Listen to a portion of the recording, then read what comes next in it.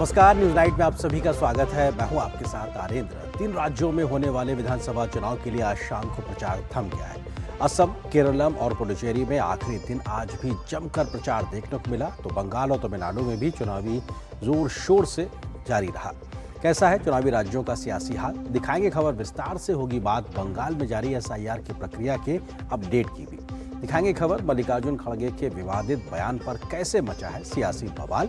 चर्चा करेंगे भारत की बढ़ती परमाणु ऊर्जा क्षमताओं की। होगी बात मिडिल ईस्ट के संघर्ष के ताजा हालात की। इसके अलावा भी होंगी देश दुनिया की हर जरूरी और महत्वपूर्ण खबर। शुरुआत हेडलाइंस के साथ। असम, केरलम और पुडुचेरी में थम गया चुनाव प्रचार का शोर। सभी दलों के दिग्गजों ने जमकर किया प्रचार। अब डोर टू डोर प्रचार की बारी। 9 अप्रैल को होगा मतदान।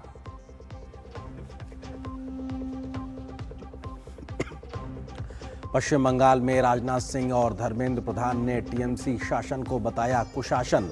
सीएम ममता बनर्जी के केंद्रीय बलों को लेकर दिए भड़काऊ बयान पर बीजेपी हमलावर। हिंसा भड़काने का लगाया आरोप। तमिलनाडु के सीएम और डिप्टी सीएम ने भी जमकर किया प्रचार।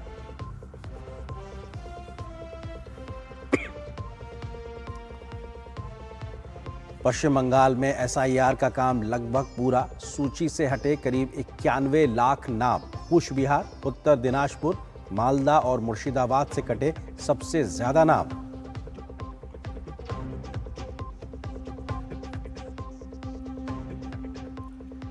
देश में पेट्रोल, डीजल, LPG और PNG की नहीं है कोई कमी। सभी राज्यों में 5 किलो LPG सिलेंडर की सप्लाई हुई दोगुनी। LPG की हो रही 96% से ज्यादा ऑनलाइन बुकिंग।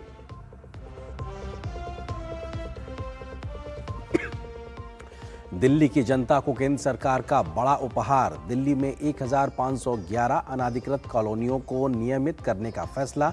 24 अप्रैल से शुरू होगी ऑनलाइन प्रक्रिया।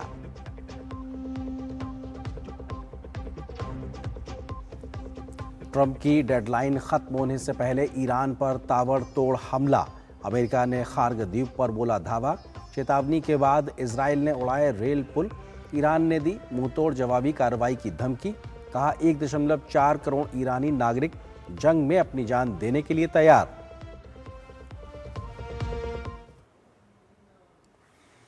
और सबसे पहले शुरुआत करते हैं इस वक्त की चुनावी राज्यों से जुड़ी खबरों से।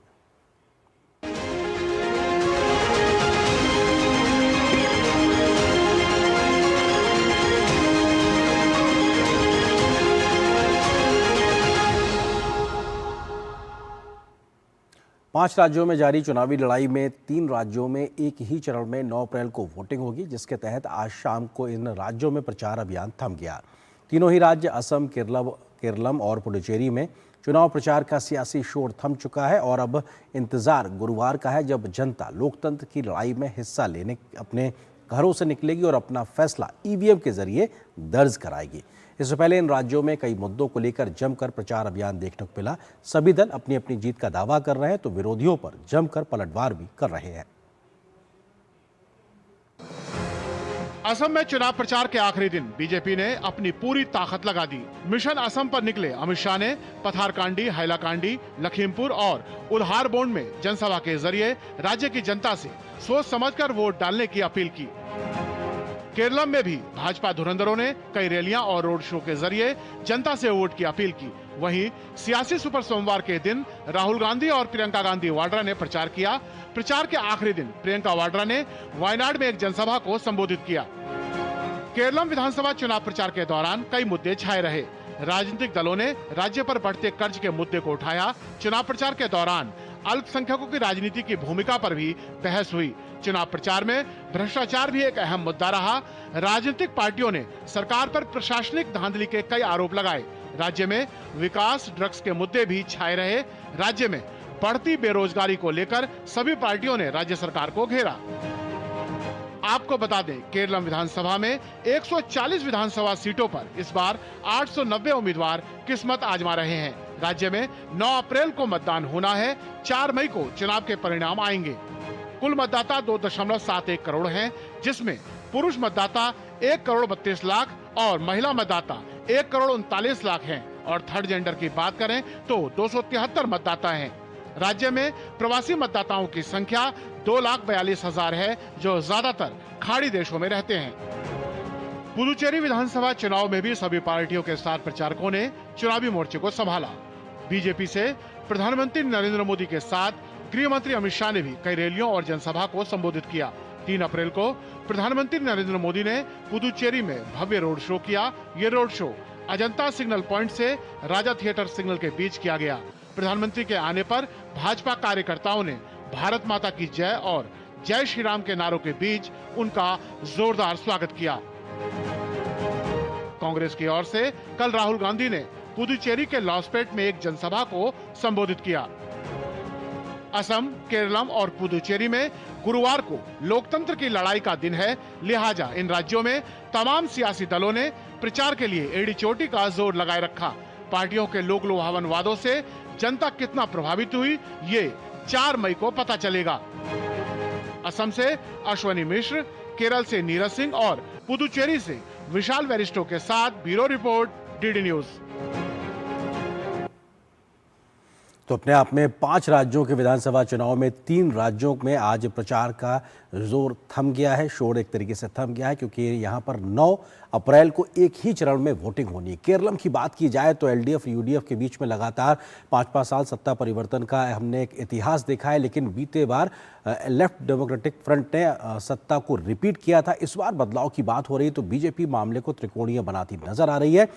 साथ ही साथ अगर बात असम की जाए तो वहां पर भी एक बड़ा चुनावी मुकाबला देखने को मिल रहा है। हमारे सहयोगी विशाल वरिष्ठो इस वक्त पुदुचेरी से हमारे साथ में मौजूद है, उनका हम रुख करते हैं।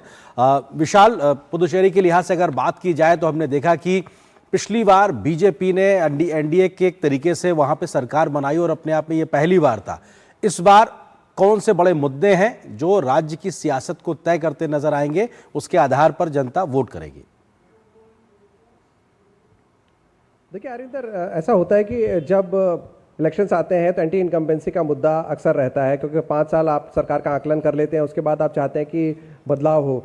लेकिन पुदुचेरी की अगर हम बात करें तो यहाँ थोड़ी सी स्थिति अलग है। वो इसलिए क्योंकि कांग्रेस जब पार्लियामेंट्री इलेक्शन में उन्होंने जीत हासिल की तो एक मौका तलाश रही थी कि हम कम बैक कर सकते हैं, क्योंकि एनआरसी भी कभी कांग्रेस का हिस्सा था। लेकिन ऐसा नहीं होता दिख रहा है। वो इसलिए क्योंकि जिस तरह से कांग्रेस ने पहले अपना अलायंस तय करने में देरी की डीएमके के साथ और लेफ्ट नाराजगी के साथ निकल के चला गया, फिर जिस तरह से टिकटों का बंटवारा हुआ और फिर जिस तरह से अलायंस फाइनलाइज होने के बाद जब कांग्रेस ने अपने ही लोगों से कहा कि भाई आप विड्रॉ कर लीजिए, पहले फ्रेंडली फाइट बताया गया, फिर बोला नहीं फ्रेंडली फाइट नहीं है, उनको विड्रॉ करना पड़ेगा और विड्रॉ नहीं करेंगे तो सस्पेंड कर दिया जाएगा। ये तमाम बातें तब हो रही थी आरिंदर जब नामांकन वापस लेने की तारीख निकल चुकी थी। और अब भी 6 उम्मीदवार कांग्रेस के ऐसे हैं जो कांग्रेस के सिंबल पे मैदान में है अपने ही अलायंस के खिलाफ। तो ये जो एज कांग्रेस ने हासिल किया था पार्लियामेंट्री इलेक्शन में, वो उनके हाथ से छिटकता हुआ नजर आ रहा है। और यही वजह है कि एनडीए के का जो गठबंधन है वो मजबूत दिखाई दे रहा है और डबल इंजन का जो फ्रेज दिया गया है वो एक बहुत मजबूती से आगे बढ़ रहा है। जी, हमारे सहयोगी नीरज सिंह भी हमारे साथ जुड़ गए हैं केरलम के तिरुवनंतपुरम से। नीरज, केरलम की अगर बात की जाए तो पिछली बार भी एक इतिहास रचा गया जब सत्ता को रिपीट किया था एलडीएफ ने, और इस बार परिवर्तन को लेकर लगातार यूडीएफ भी कोशिश कर रहा है, लेकिन मामला त्रिकोणीय बीजेपी बना रही है। किस प्रकार के इस बार फाइट देखने को मिल रही है केरलम में, और साथ ही साथ कौन से बड़े इश्यूज हैं जो इस बार प्रभावित कर रहे हैं केरलम के चुनाव को? देखिए बिल्कुल आरेंद्र, कई सारी सीटें केरलम की ऐसी हैं जहां पर त्रिकोणीय मुकाबला है और भारतीय जनता पार्टी अपने सहयोगी दलों के साथ काफ़ी मजबूत दावेदारी है वो पेश कर रही है। और इसके पीछे कारण भी है। आप देखें कि 2011 से लगातार भारतीय जनता पार्टी का जो वोटिंग परसेंटेज है वो केरलम के अंदर बढ़ता रहा है, जो 12 से 18 तक हुआ। और अब आप देखें कि 25% से ज़्यादा का जो लक्ष्य है वो भारतीय जनता पार्टी ने यहाँ पर केरलम में लक्ष्य रखा है वोटिंग परसेंटेज को हासिल करने का। पिछली बार भी आप देखें आरेंद्र कि 12 सीटें ऐसी थी केरलम के अंदर जहाँ पर भारतीय जनता पार्टी ने बहुत शानदार प्रदर्शन किया था। हम देखते हैं कि तिरुवनंतपुरम के जो नगर निगम के चुनाव है वहाँ पर 50 सीटें भारतीय जनता पार्टी ने जीती और अपना जो मेयर है वो पहली बार चुनाया और लेफ्ट के गढ़ को एक तरीके से धराशायी कर दिया। आप देखें त्रिशूर में लोकसभा की सीट भारतीय जनता पार्टी ने जीती। तो भारतीय जनता पार्टी का जो ग्राफ है वो लगातार बढ़ रहा है। और आप देखें कि अगर मुकाबला यूडीएफ और एलडीएफ में नज़दीक होता है तो उस स्थिति में भारतीय जनता पार्टी एक किंग मेकर की भूमिका में केरलम राज्य के अंदर आ सकती है। जहाँ तक मुद्दों की बात है, कई तरह के मुद्दे हैं। सबरी वाला मुद्दा है वो छाया रहा। हमने देखा कि राहुल गांधी से लेकर तमाम पॉलिटिकल पार्टियों के लोग हैं, चाहे भारतीय जनता पार्टी की तरफ से राजीव चंद्रशेखर की बात करें, अमित शाह की बात करें, प्रधानमंत्री नरेंद्र मोदी की बात करें, उन्होंने स्पष्ट तौर पर कहा कि जिन लोगों ने भी ये सोना चोरी किया है और जिन लोगों ने बेचा है उन पर सख्त से सख्त कार्रवाई की जाएगी और उनको जेल में भेजा जाएगा। आर्थिक रूप से जो कर्ज है केरलम के अंदर वो भी एक इशू है। 3 लाख करोड़ से ज़्यादा का कर्ज है और जो लोग हैं वो देख रहे हैं। पलायन एक बड़ी समस्या है। इसके साथ साथ आप देखें कि उच्च शिक्षा है लेकिन रोजगार की तलाश में दूसरे राज्यों में और दूसरे देशों में जाकर जो यहाँ के युवा हैं वो रोजगार के लिए जाते हैं। एकाकीपन बुजुर्गों का वो एक बड़ी समस्या है, क्योंकि युवा आबादी यहाँ से पलायन कर जाती है तो उनकी देखभाल करने वाला कोई नहीं रहता।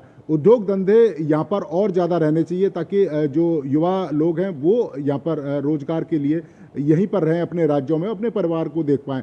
तो ये तमाम तरह के इशू हैं। जो यहाँ के मछुआरे हैं उनकी अलग तरह की समस्या है। तो जो इश्यूज मुझे लगता है कि इन चुनावों में सबसे ज़्यादा प्रभावित करेंगे वो यही हैं कि आर्थिक रूप से जो केरलम है वो किस तरह से है और सामाजिक और स्वास्थ्य की सेवाएं किस तरीके से सरकार है वो उपलब्ध करा रही है। इसके साथ साथ ही आप देखें कि खाड़ी देशों में जो युद्ध चल रहा है उसका भी कहीं ना कहीं जो असर है, बिल्कुल, क्योंकि केरलम से वो बड़ी संख्या में लोग एक तरीके से मिडिल ईस्ट के देशों में रहते हैं, वो भी अपने आप में एक मसला है। हमारे सहयोगी अमरेंद्र गुप्ता भी डिब्रूगढ़ असम से हमारे साथ जुड़ गए हैं। अमरेंद्र, अपने आप में हैट्रिक की बात बीजेपी कह रही है तो सत्ता में वापसी का दावा कांग्रेस पार्टी अपने सहयोगियों के साथ कर रही है। कौन से बड़ा फैक्टर है जो इस बार के नतीजे तय करने वाला है?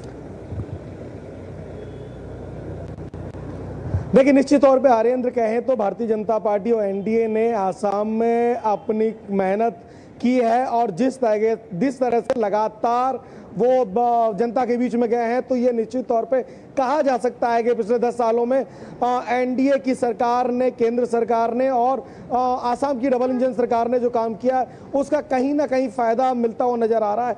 और गठबंधन के साथ सीएम फेज बहुत क्लियर है। इसके अलावा जो चाय वर्कर्स हैं, इसके अलावा ऊपरी आसाम के जो जिले हैं जिसमें डिब्रूगढ़ है, तिनसुकिया है, वो तमाम जिले हैं, या फिर आप बात करें बराक वैली की बात करें, वो बीजेपी के मजबूत किले हैं। तो कहीं ना कहीं जनता को लुभाने में और जनता तक अपनी बात पहुंचाने में एनडीए कामयाब रहा है। लेकिन कांग्रेस गठबंधन की बात करूं मैं तो कांग्रेस गठबंधन कहीं ना कहीं अपनी बात को पूरी तरह से रख नहीं पाया है। और जो अलायंस है, अगर आप देखें कि 2021 और 2026 के अलायंस को देखें तो 2021 में जो कांग्रेस के साथ साथ एक राइजोल दल है, इसके अलावा आप बात करें लेफ्ट की दोनों पार्टियां सीपीआई और सीपीएम है, साथ में उस 2021 में इनके पास बदरुद्दीन अजमल की एआईयूडीएफ थी जिसका अच्छा प्रदर्शन था और विपक्ष ने 51 सीटें जीती थी जबकि एनडीए ने 75 सीटें जीती थी। लेकिन इस बार का सिनेरियो बदल गया है। इस बार का जो कांग्रेस गठबंधन से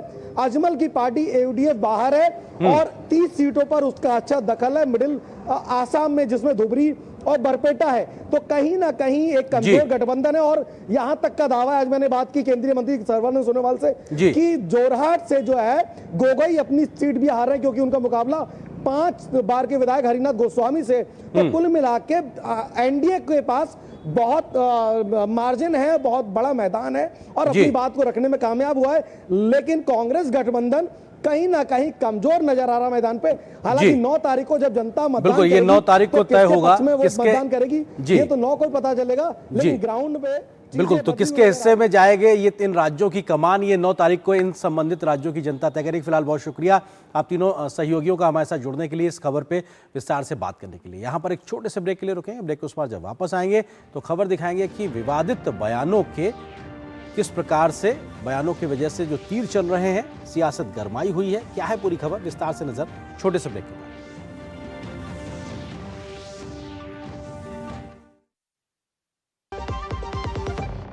महाशय धर्मपाल जी के 130वें जन्मदिन पर MDH मसालों पर पाइए 10% एक्स्ट्रा।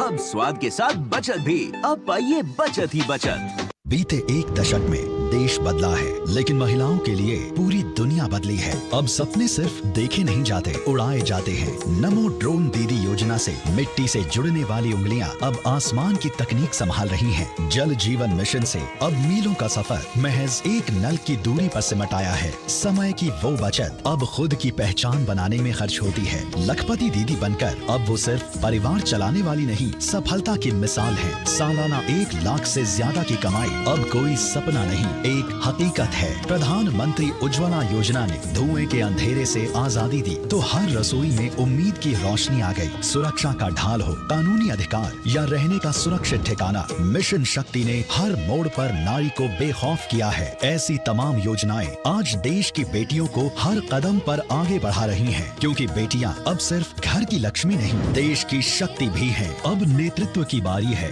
नारी शक्ति वंदन की जिम्मेदारी है। गोल्डी छोले मसाले, जहाँ जाएं रिश्ते बनाएं। गोल्डी लाए हैं फ्रेश लॉक टेक्नोलॉजी, जो रखे मसालों को हर समय फ्रेश। वाह, गाय तुम्हारी माता है ना? तो पशुहार के नाम पर जहर क्यों खिलाता है? अनसन हटा, दिल से खिला, सिर्फ कपिला, देश का नंबर 1 पशु आहार।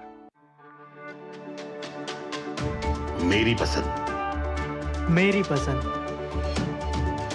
मेरी पसंद, मेरी पसंद, हमारी पसंद, हम सबकी पसंद। मजबूत देश का मजबूत सरिया हो गया स्टील। सिप सिप जीरा सिप, जीरा सिप, MDH का जलजीरा जीरा सिप, जीरा सिप, जीरा सिप, प्यास बुझाए ठंडक लाए सबको भाए जीरा सिप, MDH का जलजीरा जीरा सिप, जीरा सिप, असली रिफ्रेशिंग, असली स्वाद, असली मजा। MDH।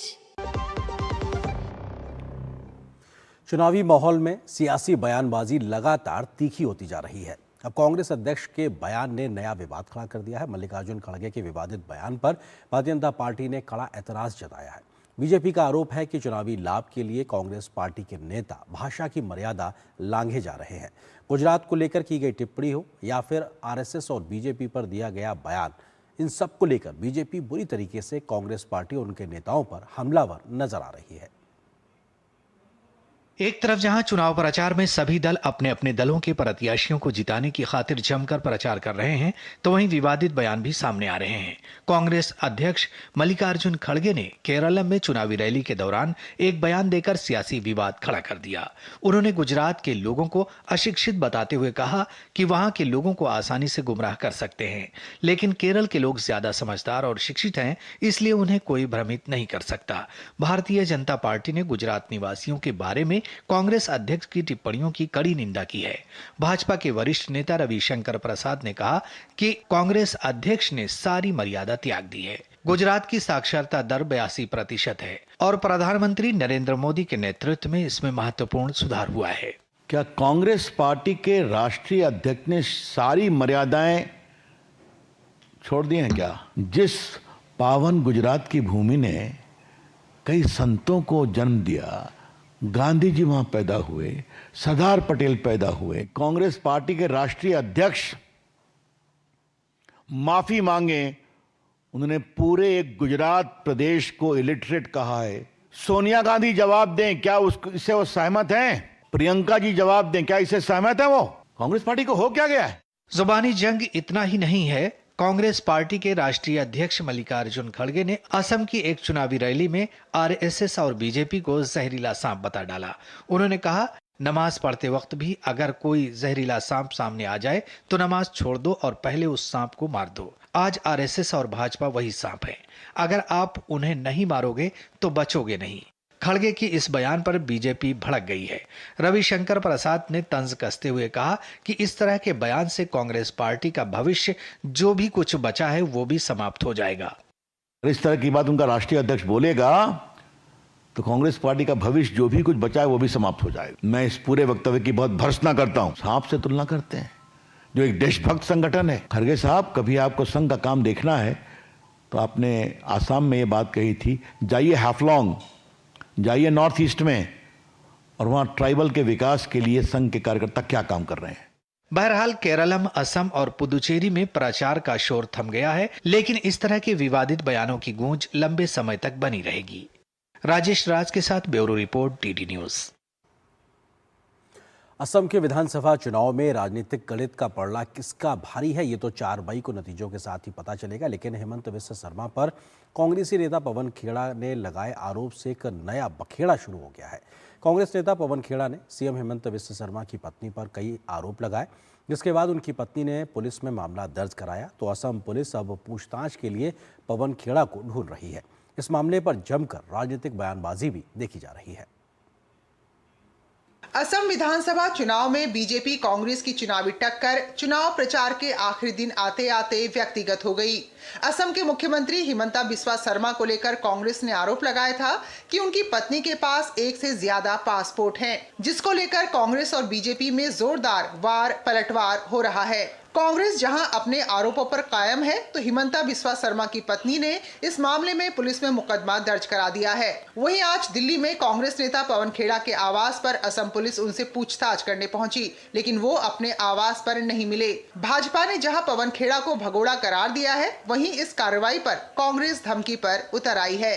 इजिप्शियन और बाकी अथॉरिटीज ने भी बताया कि ये जो डॉक्यूमेंट है, इस पे असम की मुख्यमंत्री की पत्नी का फोटो इम्पोज किया गया। और ये सारा भांडाफोड़ जब हो गया, तब अपने एलिगेशंस पर तथ्य और प्रमाण देने के बदले पवन खेड़ा बखेड़ा खड़ा करते हुए अब एक गायब पेड़ की तरह है। वो गायब हो चुके हैं। पार्टी जो कहती है वही स्पोक्स पर्सन बोलता है, इसलिए स्पोक्स पर्सन पे आप अगर इस तरीके से एफआईआर करेंगे तो ये गैर कानूनी है। आप उसे डिनाई कर दीजिए। अगर आसाम के मुख्यमंत्री पावर में हैं और मुख्यमंत्री हैं, तो वो लोगों को इस तरह परेशान करेंगे। और अगर कल को वो मुख्यमंत्री ना रहे और कांग्रेस की सरकार आई और हमने भी यही काम करना शुरू किया, तो उन्हें कैसा लगेगा? मैं इस कदम की निंदा करता हूँ। वहीं इंडी गठबंधन में शामिल शिवसेना उद्धव के नेता इस मसले पर कांग्रेस पार्टी को ही घेरते नजर आए। चुनाव मुद्दों पर होने चाहिए, चुनाव विकास पर होना चाहिए, चुनाव नीति पर और रणनीति पर होनी चाहिए। इन सब विषयों को जनता से कोई लेना देना नहीं। किसी के पास 10 पासपोर्ट हो, 1 हो, उससे दुनिया का क्या लेना देना? वो पुलिस का काम है चेक करना। तो हमें लगता है कि पवन खेड़ा जो कांग्रेस के प्रवक्ता भी हैं और बड़े नेता हैं, उनको कम से कम ऐसी चीजों से बचना चाहिए। असम चुनाव से पहले उठे इस मुद्दे का जनता में क्या संदेश जाता है, ये तो 4 मई को ही पता चलेगा। बहरहाल कांग्रेस नेता पवन खेड़ा मुश्किल में घिरते नजर आ रहे हैं। Bureau report, DD news. विदेश मामलों के राज्य मंत्री पवित्रा मार्गेरिटा ने कांग्रेस की ओर से असम के मुख्यमंत्री हेमंत बिस्वा शर्मा की पत्नी के पास 3 देशों के पासपोर्ट होने के दावे को पूरी तरह फर्जी, मनगढ़ंत और आधारहीन करार दिया है। उन्होंने कहा कि जांच के बाद ये दस्तावेज गलत पाए गए हैं। बता दें कि असम चुनाव में कांग्रेस ने इस मुद्दे को उठाकर बीजेपी की घेराबंदी करने की कोशिश की थी। कांग्रेस ने असम के मुख्यमंत्री और उनकी पत्नी पर गंभीर आरोप लगाए थे।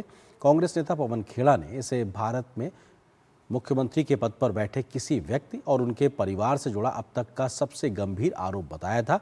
वहीं मुख्यमंत्री शर्मा और उनकी पत्नी ने कांग्रेस के इन आरोपों को खारिज किया और इसे कांग्रेस की हताशा करार दिया था।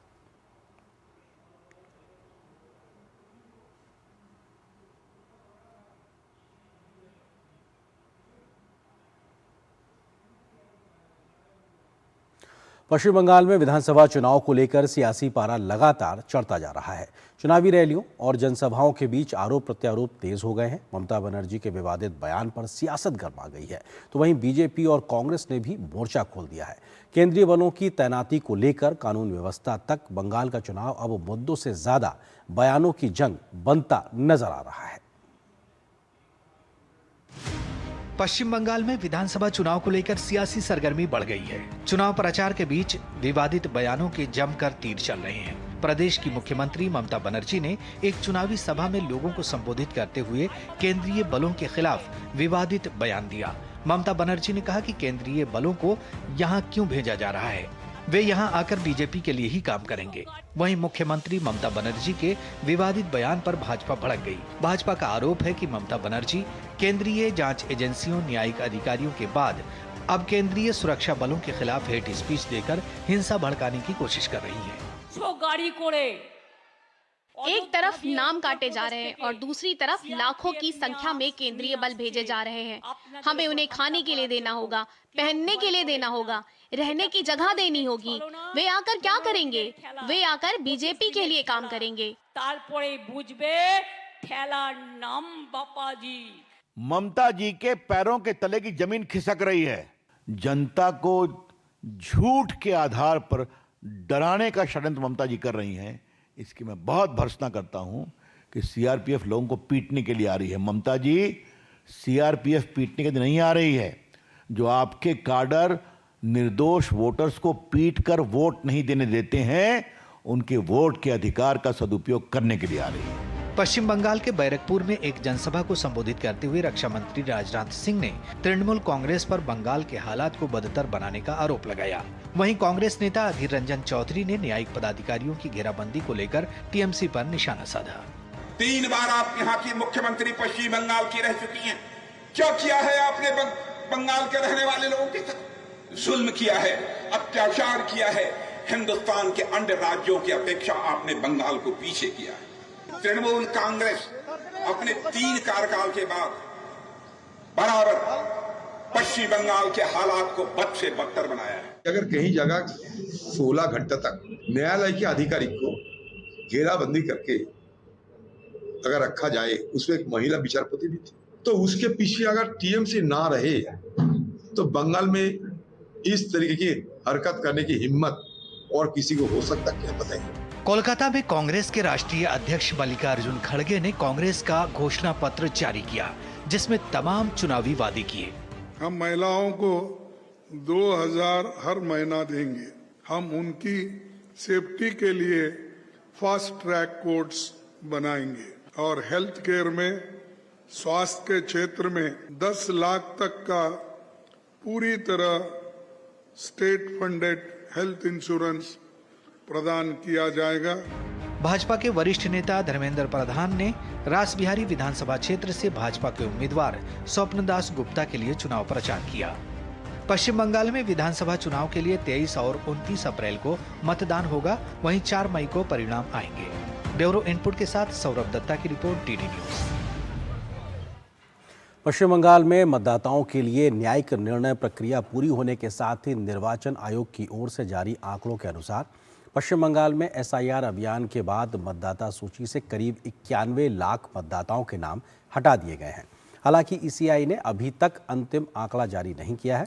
28 फरवरी को जारी आधिकारिक आंकड़ों के अनुसार पिछले साल नवंबर में एसआईआर प्रक्रिया शुरू होने के बाद से 63.66 लाख नाम हटाए गए थे, जिससे मतदाताओं की संख्या लगभग 7.66 करोड़ से घटकर 7.04 करोड़ रह गई थी।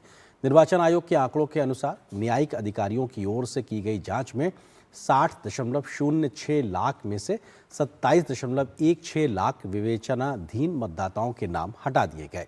वहीं इस श्रेणी के 32.68 लाख से अधिक मतदाताओं को बरकरार रखते हुए अंतिम सूची में शामिल किया गया है।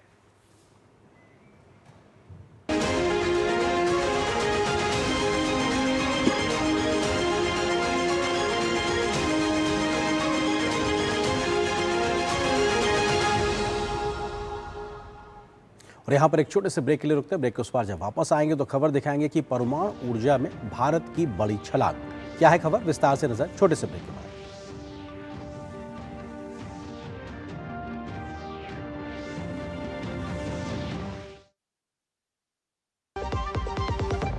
महाशय धर्मपाल जी के 130वें जन्मदिन पर एमडीएच मसालों पर पाइए 10% एक्स्ट्रा।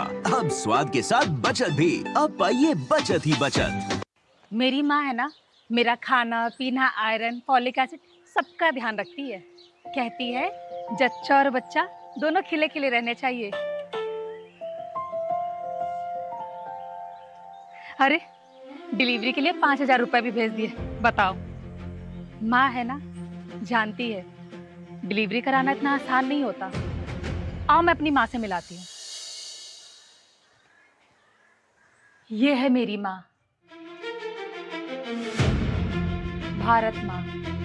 पिछले 12 सालों में देश ने दिया 12 करोड़ से अधिक महिलाओं को सुरक्षित मातृत्व, करोड़ों बच्चों को पोषण और टीकाकरण, और अब तो लोकसभा और राज्य विधानसभाओं में भी 33% महिला आरक्षण, ताकि विकास में रहे नारी की भी साझेदारी। अब नेतृत्व की बारी है, नारी शक्ति वंदन की जिम्मेदारी है। जब धरती चीर कर निकलता है लोहे का पत्थर और मिलता है मोंगिया के जोश से, फिर तपता है, पिघलता है और बनता है फौलाद। अब होता है सरिया सारी खूबियों के साथ। मोंगिया स्टील, मजबूत देश का मजबूत सरिया। गोल्डी छोले मसाले, जहाँ जाए रिश्ते बनाए। गोल्डी लाए हैं फ्रेश लॉक टेक्नोलॉजी, जो रखे मसालों को हर समय फ्रेश। अपनी ऊर्जा जरूरतों को पूरा करने के लिए भारत ऊर्जा के स्रोतों के विविधीकरण पर बहुत तेजी से काम कर रहा है। परमाणु ऊर्जा के क्षेत्र में भारत ने ऐसी उपलब्धि हासिल की है जिसने उसे दुनिया के अग्रणी देशों की श्रेणी में लाकर खड़ा कर दिया है। कलपक्कम में स्थित फास्ट ब्रीडर रिएक्टर ने क्रिटिकल अवस्था हासिल कर ली है, जो भारत के बढ़ते कदमों का प्रमाण है। पीएम मोदी सहित देश के वैज्ञानिकों ने इसे एक बड़ी उपलब्धि करार दिया है।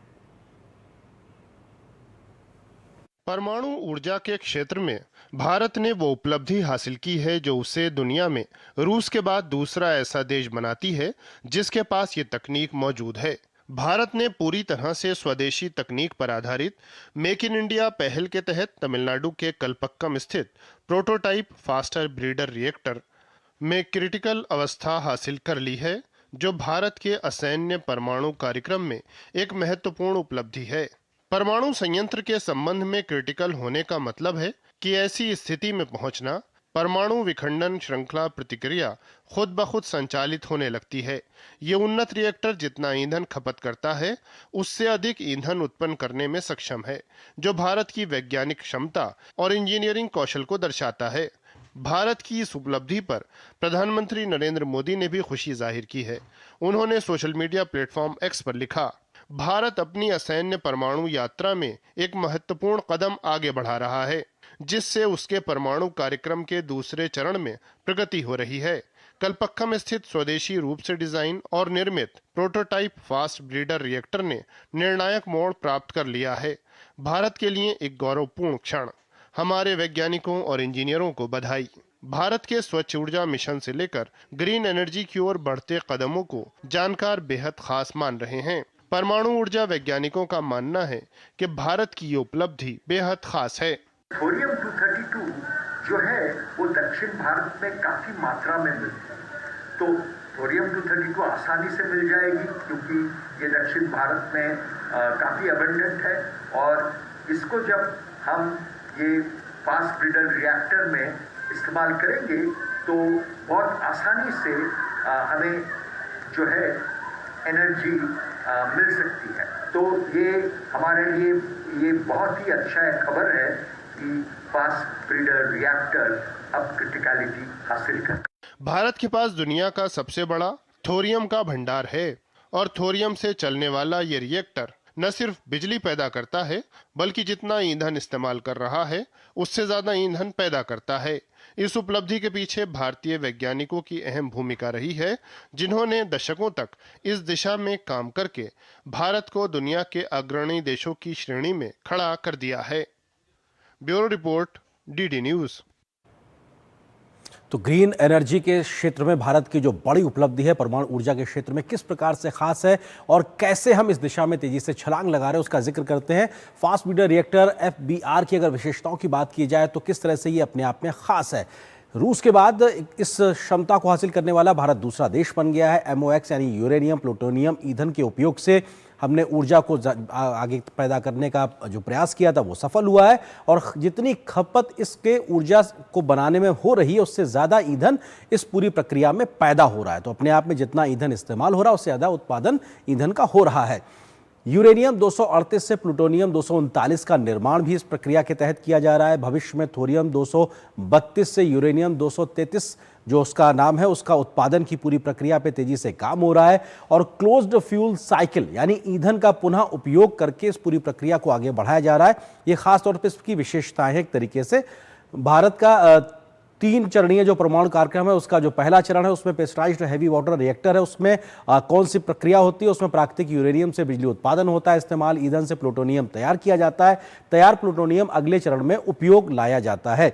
दूसरे चरण की अगर बात की जाए तो प्लूटोनियम आधारित ईंधन का उपयोग किया जाता है, इसमें जितना ईंधन खर्च हो रहा है उससे अधिक उत्पादन होता है और थोरियम से यूरेनियम 233 बनाने की प्रक्रिया की शुरुआत होती है। तो ये दूसरा चरण है जो कि हासिल किया जा चुका है। अब तीसरे चरण की ओर आगे बढ़ने की अगर बात की जा रही तो उसमें यूरेनियम 233 का उपयोग होगा और भारतीय विशाल थोरियम का जो भंडार है उसका बहुत बेहतरी से उपयोग हो पाएगा और दीर्घकालिक ऊर्जा सुरक्षा की कुंजी के तौर पर थोरियम के भारतीय विशाल भंडार को देखा जा रहा। तो ये 3 चरणों में एक तरीके से 2 चरण पूरे हो गए, तीसरे चरण की ओर अब भारत आगे बढ़ रहा है। भारत की परमाणु ऊर्जा की लिहाज से बात की जाए तो कुल स्थापित क्षमता 8.78 गीगावाट के आसपास भारत के पास में है। 2024-25 में उत्पादन लगभग 56,000 से ज्यादा जो मिलियन यूनिट्स है वो उत्पादित की गई हैं परमाणु ऊर्जा के माध्यम से।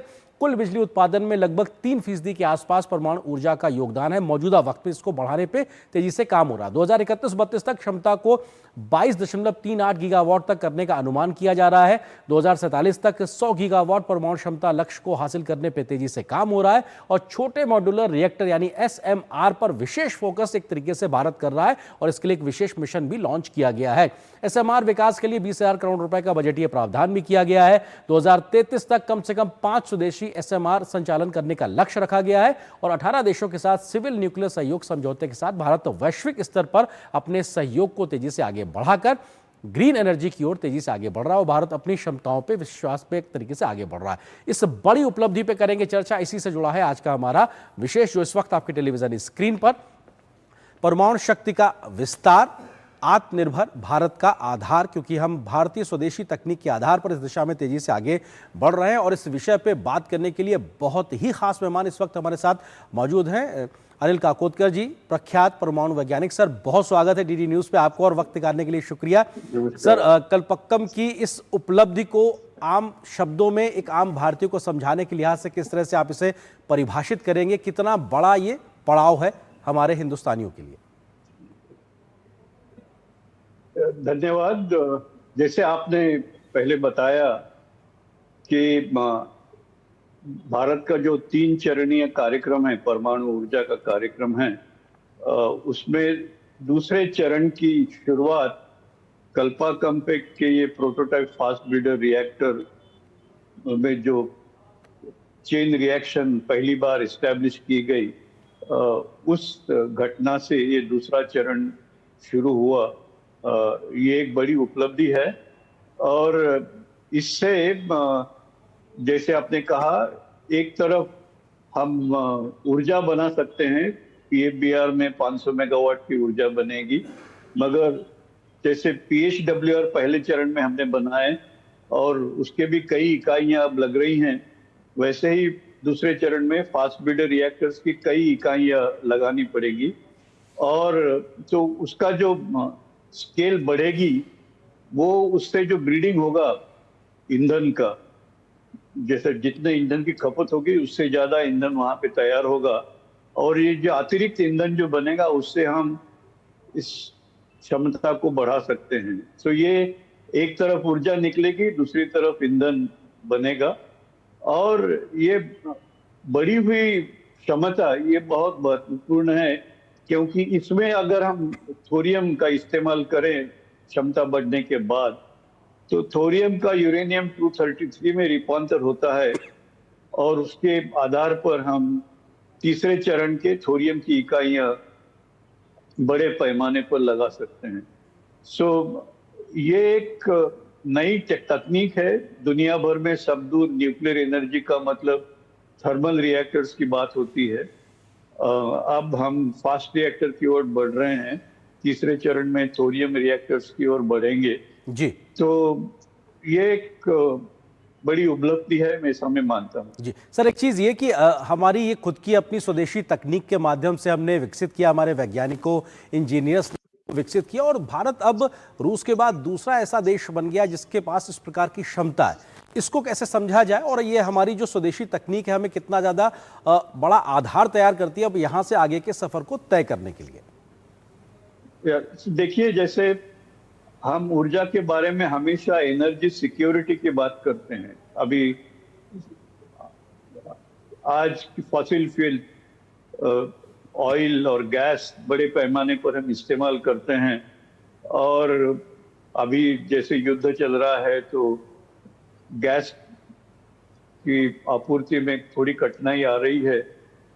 सो अगर समझो आज हम से 50-60% गैस देश में बनाते हैं, तो उसके बदले अगर 100% गैस देश में बने तो हमें फिर ये कठिनाई कभी महसूस ही नहीं होगी।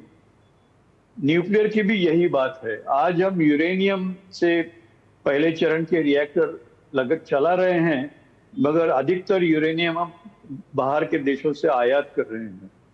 अगर हम फास्ट रिएक्टर के माध्यम से थोरियम का इस्तेमाल करके यूरेनियम 233 बनाए और उसके ऊपर तीसरे चरण के रिएक्टर्स बनाए, तो हम आत्मनिर्भर बन जाएंगे।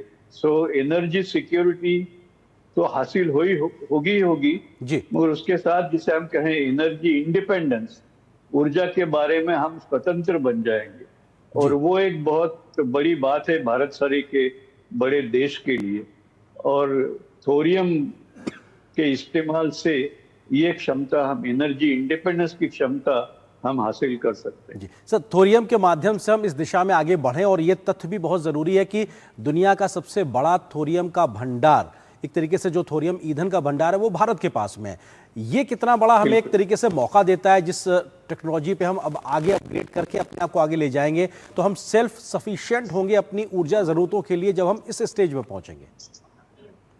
बिल्कुल, और मैं तो एक कदम आगे भी बढ़ के कहूंगा कि हम ना सिर्फ अपनी ऊर्जा की आवश्यकताओं को पूरा कर पाएंगे आज की नहीं, मगर विकसित भारत के लिए जो कुछ बढ़ी हुई ऊर्जा की आवश्यकता होगी उसे हम पूरा कर पाएंगे, मगर उसके साथ ही हम हमारे रिएक्टर्स और परमाणु ईंधन थोरियम, इसे हम बाहर के देशों को भी हम बेच सकते हैं।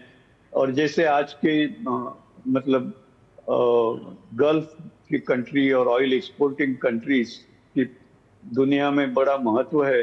अगर भारत ये क्षमता हासिल करे कि अपनी ऊर्जा की जरूरत पूरी करे, मगर साथ ही साथ ऊर्जा को दुनिया के अन्य देशों की ऊर्जा की आपूर्ति भी पूरी करे जी, तो भारत एक बड़े महत्वपूर्ण देश के रूप में उभर सकता है।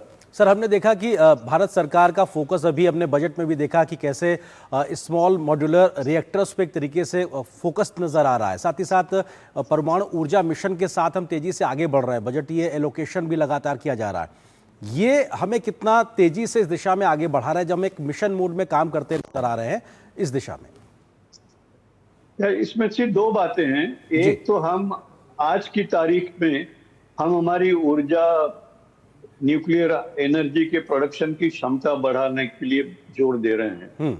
सो उसके लिए हमें जिस रिएक्टर का तकनीक पूरी तरह एस्टैब्लिश हो चुका है, डेवलप हो चुका है, उन पे हम ज्यादा जोर देते हैं।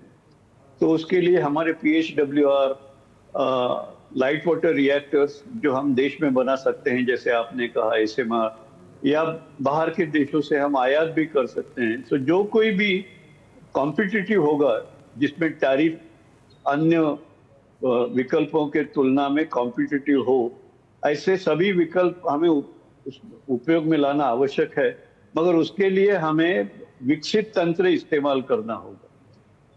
दूसरे चरण और तीसरे चरण की बात आगे वाले आने वाले समय में हम ऊर्जा सुरक्षा और ऊर्जा इंडिपेंडेंस, स्वतंत्रता हासिल करने के लिए थोरियम की तरफ बढ़ना हमें जरूरी है, और उसके लिए मतलब टेक्नोलॉजी पूरी तरह से विकसित करना भी आवश्यक है जी। तो ये दो अलग अलग बातें हैं। अभी का जो न्यूक्लियर एनर्जी मिशन है वो न्यूक्लियर एनर्जी की क्षमता को बहुत जल्दी आगे बढ़ाने की बात है। उसके लिए हम एस्टैब्लिश टेक्नोलॉजी का इस्तेमाल करेंगे, और दूसरे और तीसरे चरण में हम नई टेक्नोलॉजी इस्तेमाल करके इंडिपेंडेंस हासिल करेंगे, और तो हमें दोनों स्तर पर काम करना आवश्यक है।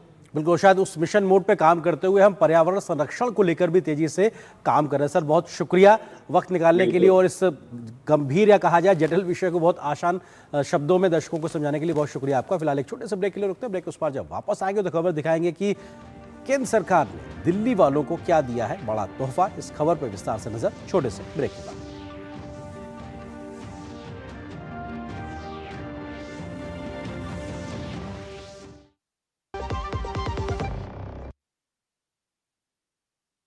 महाशय धर्मपाल जी के 130वें जन्मदिन पर एमडीएच मसालों पर पाइए 10% एक्स्ट्रा। अब स्वाद के साथ बचत भी। अब पाइए बचत ही बचत।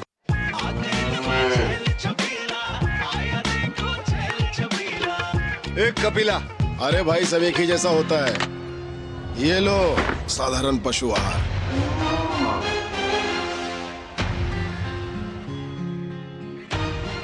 इस देश की हर माँ, बच्चे, बूढ़े, जवान, खिलाड़ी, डॉक्टर, इंजीनियर, सबको गाय भैंस की दूध की शक्ति पर भरोसा है। पर जब इन पशुओं को कपिला पशु आहार मिलेगा, तभी तो दूध सिर्फ ज्यादा ही नहीं, शक्ति से भरपूर भी होगा। और ये सच जानते हुए चंद पैसों के लिए तुम देश का भरोसा तोड़ दो। माफ कीजिए। कपिला पशु आहार, देश का नंबर 1 पशु आहार। गोल्डी छोले मसाले, जहाँ जाए रिश्ते बनाए। गोल्डी लाए हैं फ्रेश लॉक टेक्नोलॉजी, जो रखे मसालों को हर समय फ्रेश। मेरी पसंद, मेरी पसंद, मेरी पसंद, मेरी पसंद, हमारी पसंद, हम सबकी पसंद। मजबूत देश का मजबूत सरिया हो गया स्टील। चमकी चाट से क्या बना है? क्या बना है? आलू चाट या फ्रूट चाट, स्वाद बढ़ाए चमकी चाट, स्वादिष्ट पकोड़े और बरसात, हर चमकी चाट है इसकी जान, चमकी चाट है इसकी जान, हर जुबान पे ये छाया। अब बताओ स्वाद आया? आया। असली स्वाद सिर्फ चंकी चाट। मसाले सच MDH, MDH। दिल्ली के अनाधिकृत कॉलोनियों में रहने वाले लाखों लोगों के लिए राहत भरी खबर सामने आई है। केंद्र और दिल्ली की सरकार ने ऐसी कॉलोनियों को नियमित करने का फैसला किया है। नई व्यवस्था के तहत करीब 10 लाख परिवारों को अपने मकानों का मालिकाना हक मिल सकेगा। 24 अप्रैल से आवेदन की प्रक्रिया शुरू होगी। सरकार के इस फैसले पर लाखों परिवारों ने खुशी जाहिर की है। दिल्ली की सैकड़ों अवैध कॉलोनियों में रहने वाले लोगों के लिए केंद्र सरकार ने एक अहम फैसला लिया है, जिससे करीब 50 लाख लोगों को फायदा मिलेगा। अब दिल्ली की 1731 अनधिकृत कॉलोनियों में से 1511 कॉलोनियों को जैसा है जहां है के आधार पर नियमित किया जाएगा। इसका मतलब है कि जिन परिवारों ने वर्षों तक अपने ही घर में रहते हुए अधिकार नहीं पाए, अब उन्हें कानूनी रूप से अपने घर का हक मिलेगा। इस फैसले से करीब 1511 कॉलोनियों में रहने वाले 10 लाख से ज्यादा परिवारों को सीधा फायदा मिलेगा। 1511 कॉलोनीज को आज ऑथराइजेशन की ओर पूरी तरीके से लिया जा रहा है और एमसीडी द्वारा इसके नियमितीकरण का प्रमाण पत्र जारी किए जाएंगे। दिल्ली सरकार का राजस्व विभाग इस कन्वेंस डीड और ऑथराइजेशन स्लिप को जारी करेगा और आधारभूत सुविधाओं के विकास हेतु सारी कार्रवाई अब सरकार द्वारा की जाएगी। साल 2019 में अनधिकृत कॉलोनियों को नियमित करने के लिए पीएम उदय योजना लागू की गई थी। इस योजना के तहत मकानों को नियमित करने की प्रक्रिया शुरू हुई थी, लेकिन अब तक लगभग 40,000 मकानों को ही नियमित किया जा सका। सरकार का कहना है कि अब प्रक्रिया को सरल बनाया गया है ताकि बड़ी संख्या में लोगों को इसका लाभ मिल सके। अनुमान है कि इस कदम से करीब 50 लाख लोगों को फायदा होगा। एक बार 2019 में प्रधानमंत्री जी ने भी उसकी घोषणा की थी, लेकिन क्योंकि प्रदेश में अलग सरकार थी, केंद्र में अलग सरकार रही, कुछ विषय जो आपस में ज्वाइंटली हल कर लेने चाहिए थे वो उस समय हल नहीं हुए। इसके लिए दिल्ली सरकार का राजस्व विभाग कन्वेंस डीड जारी करेगा। पीएम उदय योजना के माध्यम से लोगों को उनके मकान और फ्लैट का मालिकाना हक मिलेगा और कॉलोनियों के नियमित होने के बाद निवासी बैंक से लोन जैसी सुविधाएं भी ले सकेंगे। मालिकाना हक से जुड़ी प्रक्रिया फिलहाल पीएम उदय पोर्टल पर जारी है। वहीं कॉलोनियों के नियमितीकरण के लिए 24 अप्रैल से एमसीडी का सुगम पोर्टल भी शुरू किया जाएगा। इसके साथ ही ट्रांजिट ओरिएंटेड डेवलपमेंट यानी टीओडी योजना के तहत मेट्रो और नमो भारत स्टेशनों के 500 मीटर के दायरे में अफोर्डेबल हाउसिंग प्रोजेक्ट बनाए जाएंगे। इस परियोजनाओं में लगभग 100 वर्ग मीटर तक के मकान तैयार किए जाएंगे।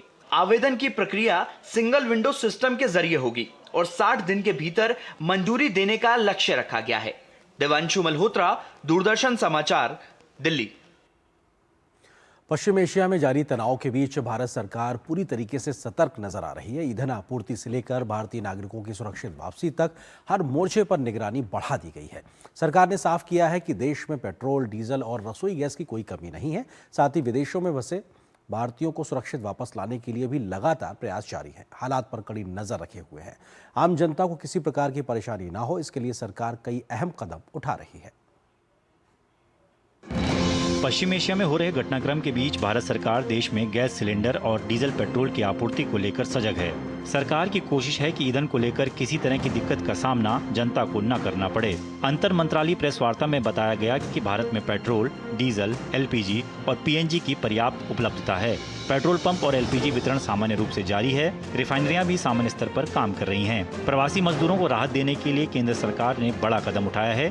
सरकार ने राज्यों में प्रवासी श्रमिकों के लिए उपलब्ध 5 किलो के फ्री ट्रेड एलपीजी FTL सिलेंडरों की रोजाना आपूर्ति को 2 गुना करने का फैसला लिया है। एलपीजी की 96% बुकिंग ऑनलाइन हो रही है। देश में पेट्रोल, डीजल, एलपीजी, पीएनजी की सप्लाई सामान्य है। एलपीजी डिस्ट्रीब्यूटरशिप्स पर कोई ड्राई आउट रिपोर्टेड नहीं है। इसी तरह सारे पेट्रोल पंप भी नॉर्मल ऑपरेट कर रहे हैं, पर्याप्त डीजल और पेट्रोल के साथ, और कहीं पर कोई ड्राई आउट रिपोर्टेड नहीं है। भारत सरकार ऑलरेडी 70% तक कमर्शियल एलपीजी की सप्लाई रेस्टोर कर चुकी है। भारत सरकार ने एक नया ऑर्डर इशू किया है और इस ऑर्डर के द्वारा 5 किलो FTL सिलेंडर की सेल को डबल करने की बात की गई है। कल लगभग 5 किलो के 1 लाख सिलेंडर्स की सेल हुई है। विदेश मंत्रालय ने बताया कि पश्चिम एशिया की स्थिति पर नजर रखी जा रही है और भारतीयों की सुरक्षा के लिए 24/7 हेल्पलाइन सक्रिय है। करीब 7.5 लाख से ज्यादा यात्री भारत लौट चुके हैं और विभिन्न देशों से उड़ानें जारी हैं। Our embassy in Tehran has so far facilitated movement of 1862 Indian nationals from Iran to Armenia and Azerbaijan for onward travel to India. This includes 935 Indian students and 472 Indian fishermen. Due to flight restrictions and airspace closure, we continue to facilitate travel of Indian nationals from Israel through Egypt and Jordan to India, from Iraq through Jordan and Saudi Arabia to India, and from Kuwait and Bahrain through Saudi Arabia to India. नागरिक उड्डयन मंत्रालय ने बताया कि aerospace प्रतिबंधों के कारण कुछ उड़ानों को लंबा रास्ता लेना पड़ रहा है, लेकिन संचालन जारी है। In the midst of this evolving situation and scenario, the government has taken a number of steps to tackle the situation. On the ATF pricing, as you are all aware, due to the timely intervention by the government on the pricing of aviation turbine fuel, which constitutes around 40% of total operational costs of airlines, which has ensured that domestic airfares have remained stable. Some operational relaxations have also been extended, especially in the case of those longer routes, like I mentioned, to manage the strain on longer routes, basically, for which the DGCA has temporarily relaxed pilot flight duty time limitations to prevent acute crew shortages.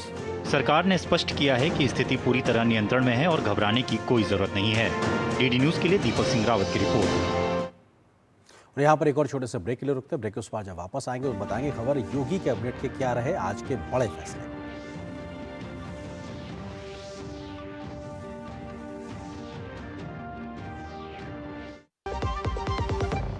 महाशय धर्मपाल जी के 130वें जन्मदिन पर MDH मसालों पर पाइए 10% extra.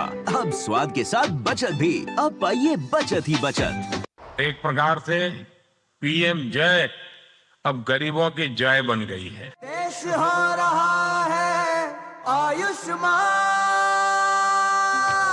मुफ्त उपचार मिल रहा, अब कोई लाचार ना रहा, जन जन का हो रहा कल्याण। गरीबों की शान ये है स्वास्थ्य का वरदान। आयुष्मान आयुष्मान देश हो रहा आयुष्मान भारत प्रधानमंत्री जन आरोग्य योजना के तहत करोड़ों लोग बने हैं 5 लाख रुपए के मुफ्त इलाज के हकदार। तो आप भी आज ही आयुष्मान ऐप डाउनलोड करें और आयुष्मान कार्ड बनाएं। अधिक जानकारी के लिए 14555 पर कॉल करें। गोल्डी छोले मसाले, जहाँ जाए रिश्ते बनाए। गोल्डी लाए हैं फ्रेश लॉक टेक्नोलॉजी, जो रखे मसालों को हर समय फ्रेश। उत्तर प्रदेश सरकार की कैबिनेट की बैठक में 22 नए प्रस्तावों को मंजूरी दी गई है, जिसमें शिक्षा, उद्योग, परिवहन और समाज कल्याण से संबंधित अहम प्रस्ताव शामिल किए गए हैं। इसमें जननी से जुड़े 22 प्रस्तावों को मंजूरी दी है। यूपी की योगी सरकार ने किन प्रकार के प्रस्तावों को मंजूरी मिली, उसमें शिक्षा मित्रों अनुदेशकों का मानदेय बढ़ा दिया गया है। ये बड़ा फैसला लंबे समय से पेंडिंग था। शिक्षा मित्रों को 10,000 की जगह मिलेंगे अब 18,000 रुपये, लगभग दोगुनी एक तरीके से उनको राशि मिलना शुरू होगी। प्रदेश में 1,42,929 शिक्षा मित्र कार्यरत है, यानी कि इतनी बड़ी संख्या में इन लोगों को फायदा होगा। अनुदेशकों का 9,000 की जगह अब मिलेगा 17,000 रुपये, तो ये भी अपने आप में लगभग दोगुने के आसपास उनको राशि मिलेगी। 13,700 से ज़्यादा विद्यालयों में 24,716 अनुदेशक काम कर रहे हैं। छात्रों के लिए 25 लाख नए टैबलेट्स की एक तरीके से खरीद करने के प्रस्ताव को भी योगी सरकार ने मंजूरी दी है। 15,000 से ज़्यादा करोड़ रुपए के औद्योगिक निवेश को हरी झंडी योगी कैबिनेट ने दे दी है, तो अपने आप में नए प्रपोजल्स भी आएंगे। पीपीपी मॉडल पर 49 नए बस अड्डों का निर्माण एक तरीके से किया जाएगा, तो ये अपने आप में बड़ी खबर। बंटवारे से विस्थापित परिवारों को बड़ी राहत दी जाएगी, इस बात का फैसला भी योगी सरकार ने किया है। पाकिस्तान से आकर बसे किसानों को मिलेगा अधिकार, यानी कि उनके जो जायज़ अधिकार है वो भी एक तरीके से उनको दिया जाएगा। लगभग 70 वर्षों से परिवार कर रहे थे खेती, ऐसे परिवारों को उनका वाजिब हक देने का फैसला योगी सरकार ने उत्तर प्रदेश में किया है। बलिया में बनेगा मेडिकल कॉलेज, यानी कि उस पूर्वांचल के इलाके में स्वास्थ्य ढांचे में बड़ा सुधार होता नजर आएगा। डॉक्टर अंबेडकर मूर्ति विकास योजना को मंजूरी देना भी एक प्रकार से उनके सम्मान को संरक्षित करने के बराबर। ग्रेटर नोएडा में मेट्रो विश्वविद्यालय की स्थापना को मंजूरी भी एक प्रकार से दी गई है। संसद से पारित जन विश्वास प्रावधान संशोधन विधेयक 2026 नागरिक सशक्तिकरण की दिशा में एक बड़ा कदम है। इसके तहत केंद्रीय कानूनों के सैकड़ों प्रावधानों को नागरिक मित्र दृष्टिकोण के साथ बदला गया है। मामूली प्रतीकात्मक त्रुटियों को अपराध के दायरे से निकालने वाली ये पहल आम लोगों का जीवन आसान बनाने वाली है। वहीं अनुपालन बोझ में कमी से कारोबार सुगमता को भी बढ़ावा मिलेगा। आप देखिए इस खबर को, मुझे मेरी पूरी टीम को दीजिए अनुमति। नमस्कार। कई वर्षों तक हमारे देश में ऐसे कानून रहे जिनमें मामूली प्रक्रियात्मक त्रुटियों को भी अपराध माना जाता था। इनसे नागरिकों के लिए जीवन जीने की सहजता और व्यवसाय करने की आसानी दोनों प्रभावित होते थे। केंद्र में प्रधानमंत्री नरेंद्र मोदी के नेतृत्व में सरकार गठित होने के बाद से ही इस दिशा में लगातार सुधार किए गए हैं। कानूनों को सरल और जनता के विश्वास को मजबूत करने की दिशा में एक और ऐतिहासिक कदम है जन विश्वास प्रावधान संशोधन विधेयक 2026। उद्देश्य है मामूली प्रक्रियात्मक गलतियों के लिए आपराधिक दंड हटाना, उनकी जगह सिविल सजा या एडमिनिस्ट्रेटिव सिस्टम लाना, एमएसएमई और अन्य व्यवसायों के लिए कम अनुपालन बोझ और दंड से पहले परामर्श नोटिस और चेतावनी जैसी श्रेणीबद्ध प्रवर्तन व्यवस्था स्थापित करना। यह पहल कठोर दंडों को अधिक संतुलित और मानवीय ढांचे के साथ बदलकर कानूनी परिदृश्य को नया रूप देती है।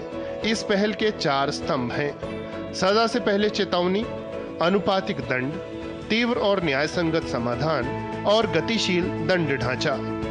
पुराने और अप्रासंगिक नियमों और विनियमों को हटाकर एक विश्वास आधारित व्यवस्था स्थापित करने वाली इस पहल से न्यायपालिका पर मुकदमों का बोझ भी कम होगा और मामलों के त्वरित निपटान को गति मिलेगी। सुधारों का जो क्रम जन विश्वास प्रावधान संशोधन अधिनियम 2023 के साथ शुरू हुआ था, उसे 2026 के संशोधन ने और मजबूती दी है। 2023 के संशोधन में 42 केंद्रीय अधिनियमों के 183 प्रावधान बदलकर कारावास की जगह मौद्रिक दंड और अन्य प्रशासनिक प्रवर्तन तंत्र लागू किए गए थे। 2026 के संशोधन में इसका दायरा बढ़ाकर 784 प्रावधानों तक कर दिया गया।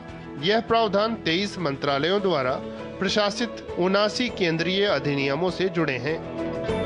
संशोधन से आने वाले कुछ प्रमुख बदलावों की बात करें तो सार्वजनिक जल का अवैध उपयोग अब आपराधिक जुर्माना नहीं, नागरिक दंड होगा। ड्राइविंग लाइसेंस समाप्ति के बाद तत्काल जुर्माने की जगह 30 दिन की छूट अवधि होगी। दुर्घटना पीड़ितों को मुआवजा दावे के लिए अधिक समय मिलेगा। टिकट संबंधी उल्लंघन अब प्रशासनिक मामला होगा, आपराधिक नहीं। रोजमर्रा की छोटी मोटी गलतियों की वजह से आपराधिक मुकदमे न चलें, ईज ऑफ लिविंग बेहतर बने, अधिक व्यवहारिक नियामक वातावरण तैयार हो और सबसे बढ़कर नागरिक सशक्त बने। यही है वो दृष्टिकोण जिसे प्रधानमंत्री नरेंद्र मोदी की सरकार ने हमेशा आगे बढ़ाया है। जन विश्वास प्रावधान संशोधन विधेयक 2026 सरकार की इसी प्रतिबद्धता को दिखाता है। Bureau report, DD news.